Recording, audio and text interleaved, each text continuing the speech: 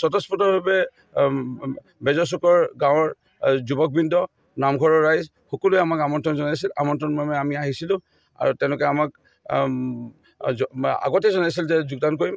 আমি মাথো ভাৰতীয় জনতা পাৰ্টীৰ আমাৰ মাৰফলা এয়া লৈ আহিছিলোঁ আৰু আমাৰ ভাৰতীয় জনতা পাৰ্টীৰ প্ৰতীক যি আমাৰ টুপি সেয়া আমি লৈ আহিছিলোঁ আৰু সেয়া পৰিধান কৰি পেলাই আজি যোগদান কৰালোঁ। আৰু ৰাইজৰ এটা বিশ্বাস, তেখেতসকলৰ বক্তব্য আছিল আদৰণি বক্তব্য।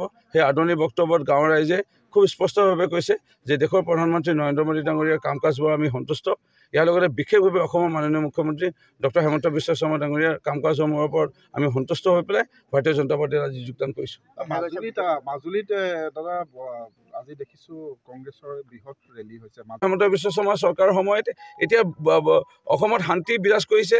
গুলি ফুটা নাই, বোম ফুটা নাই, প্ৰতিবাদ ধৰ্ণা এইবোৰ হোৱা নাই। ৰাইজে দেখা পাইছে। ৰাইজে দেখা পাই স্বতঃস্ফূৰ্তভাৱে ভাৰতীয় জনতা পাৰ্টীৰ পক্ষত ভোটদান কৰিব, এয়া বিশ্বাস থাকিল। কথা কেইদিনমান আগত গৌৰৱ গগৈ আহিছিলে তিতাবৰলৈ। তেওঁৰ পিতৃৰ সমষ্টি আছিল। এই সমষ্টিত আজি কংগ্ৰেছৰ বিধায়ক মানুহ হৈছে মাত্ৰ 500, যি হলত সভা হৈছিল, আৰু হয়তো মটৰচাইকেল লোৱা বাহিৰত থকা মানুহ 300। আমি পেণ্ডেলৱালাৰ লগত কথা পাতিলোঁ।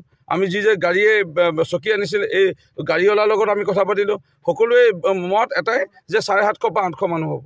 মৰিনীত আহিছিলে, মৰিনীত মানুহে নাই।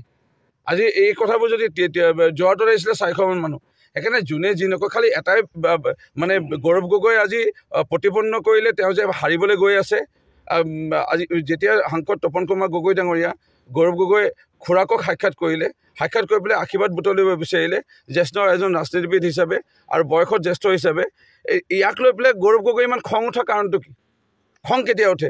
যেতিয়া পৰাজয় স্বীকাৰ কৰে, যেতিয়া জানে যে মই হাৰিম, তেতিয়াহে তেওঁৰ মনত ভাৱ আহিব যে নায়ত্ব এনেকৈ খং উঠে। এইটো খং উঠিব গৌৰৱ গগৈ কি আছে?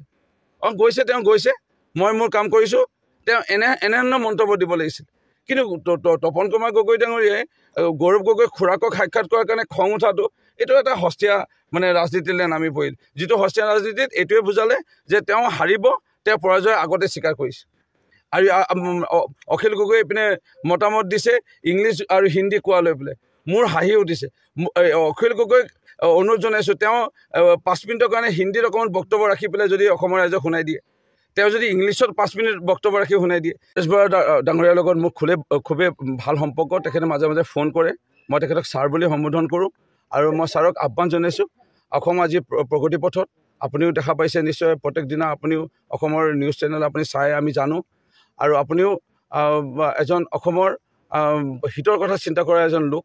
আজি সংগ্ৰাম বহুত হ'ল, আপুনি কৰিলে কষ্ট, কিন্তু আজিৰ তাৰিখত মই এইটোৱে আহ্বান জনাম ছাৰক যে আপুনি পাৰিলে অসমৰ উন্নয়নৰ স্বাৰ্থত, অসমৰ ভৱিষ্যত প্ৰজন্মৰ ভালৰ স্বাৰ্থত আপুনি আহি পেলাই মূলসুঁতিলৈ আহক, শান্তি আলোচনালৈ আহক আৰু শান্তি আলোচনাৰ লগত মিলিত হওক। সেয়া আপোনাক কঠোৰভাৱে হাত জোৰি আহ্বান জনালোঁ।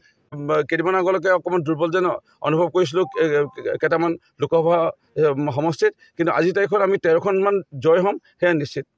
আৰু থাকিল কথা সৰ্বানন্দ সোণোৱাল ডাঙৰীয়া যোৱাকালি শ্ৰমিক নেতা, অসম চাহ মজদুৰ সংঘৰ সভাপতি আৰু লগতে প্ৰাক্তন কেন্দ্ৰীয় মন্ত্ৰী পৱন সিং খাটোৱাল ডাঙৰীয়াই যি মত পোষণ কৰিলে, এক প্ৰকাৰৰ ভাৰতীয় জনতা পাৰ্টীৰ চৰকাৰ হ'ব।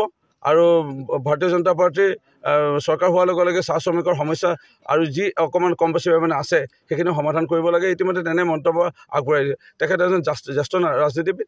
তেখেতে আৰু ভৱিষ্যতবাণী দিয়াৰ পিছত লুৰিণজ্যোতি গগৈ নিৰ্বাচনী যি মনোনয়ন দিছিল বা দিব গৈ আছে চাগে, এইটো প্ৰত্যাহাৰ কৰাটোৱে ভাল। আৰু মইতো এইটোৱে কওঁ যে গৌৰৱ গগৈ পাৰিলে এতিয়াও সময় আছে।